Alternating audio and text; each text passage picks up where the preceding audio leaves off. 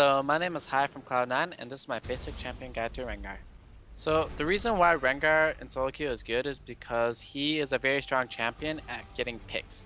And in solo queue, people are very unorganized, so they will be split more often, and he really shines when he gets to be able to jump on a single person by themselves. In team fights, he's more lackluster since they kind of just focus and kill him, but in solo queue, you have more ability to get picks. And that's the reason why he's really strong for solo queue, and you don't get punished hard for building full damage on Rengar.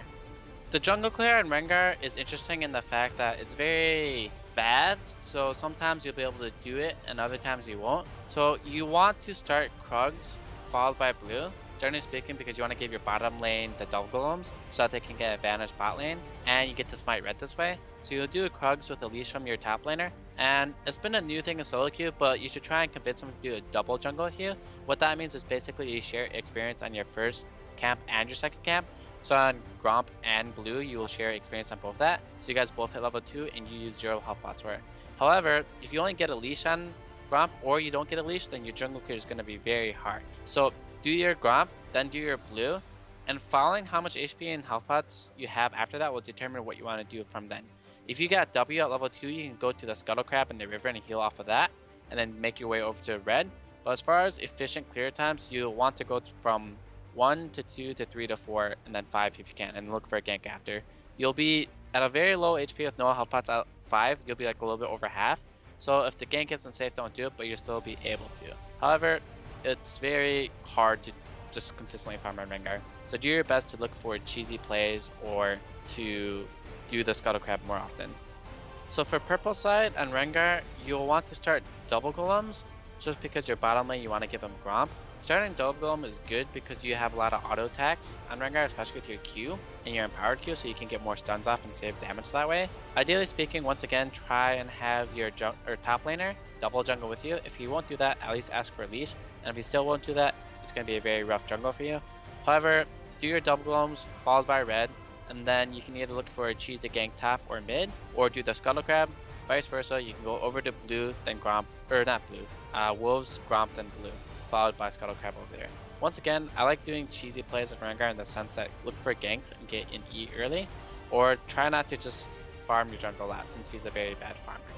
So for ganking on Rengar, I really like to do a level 2 gank in the sense that I like to start red buff and then get Ebola at level 2, which is your E, and look for a gank either mid or a side lane. And a lot of times it's unexpected and it works really well if your laner has CC.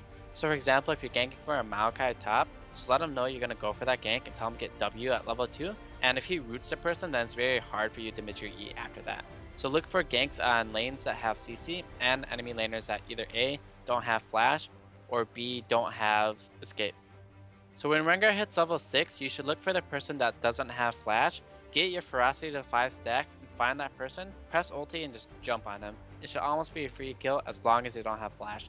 If everyone does have flash, look for the person on your team that has CC. If you don't have CC on your team, look for the person on the enemy team that doesn't have an escape. If everyone has an escape, then do your best to force a play to work. Maybe on the jungler, maybe wait for them at their buff or something, but once you hit 6, you should look for an ult right away. And there are a lot of targets that it should work on.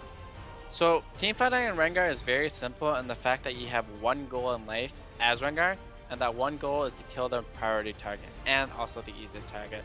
Generally speaking, you don't want to teamfight on Rengar, but in the case you do, look for the strongest person on their team that is the squishiest. So generally speaking, that will be the AD carry. Look to kill that guy, and if you kill that guy, your goal is done as the team fight. If you still lose a team fight, then whatever, but your only goal is to basically kill the highest priority target, even if that means dying for it. And generally speaking, that is the AD carry.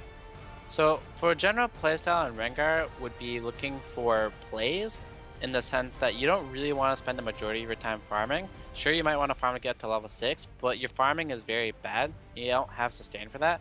So if you're going to farm the entire time as Rengar, your team's going to be mad at you. So look for plays that you can do that are smart. So he's not the strongest ganker, but he's actually very pretty good as long as this enemy isn't prepared for it, or if your laner has CC. So look to make plays early game and then follow up that pressure by just consistently looking for plays and trying to snowball the game, as he has a lot of power that people don't expect. And people always expect Rengar not to do ganks early just because his clear time is really weak and he'll be low HP. So as Rengar, you can cast your E ability while you're jumping at the enemy champion. So if you're jumping at them from the bush, you can jump at them and cast E mid-air.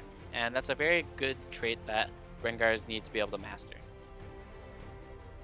So runes on Rengar, I run armor penetration reds, flat armor yellows, 5% CDR flat blues, 4 magic resist blues, and then full attack speed quints. For masteries on Rengar, I go 21-9-0.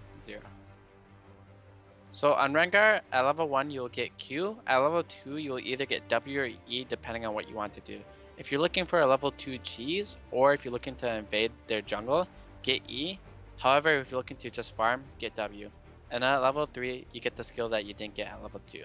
And at level 4, you max Q, followed by E, followed by W. Obviously with your ulti first, but...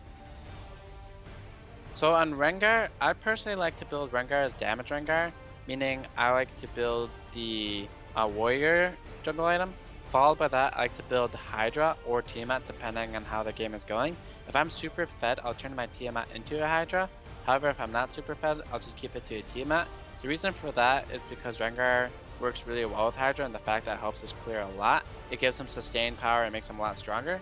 And I feel like damage Rengar is the way to play him, as tank Rengar doesn't really do much. You kind of just jump in, die, and keel over, and that's not very fun. And your CC is kind of lackluster anyway.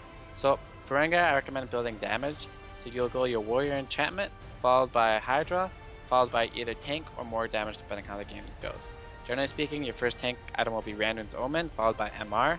However, if you're building more damage, look to get a Last Whisper or a Youmuu's Ghostblade. And then obviously, let's finish there. Thank you for watching. Make sure to watch the rest of the guides at lawclass.com. Take care, guys.